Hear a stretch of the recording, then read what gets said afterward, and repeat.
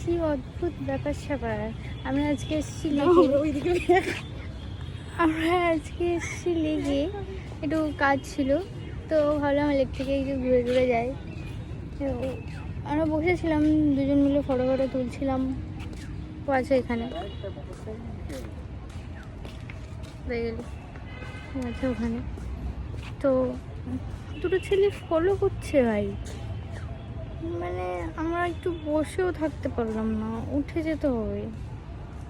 এটা কোনো কথা?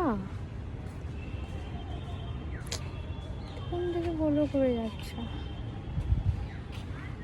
আমি ছবি টবি তুলবো।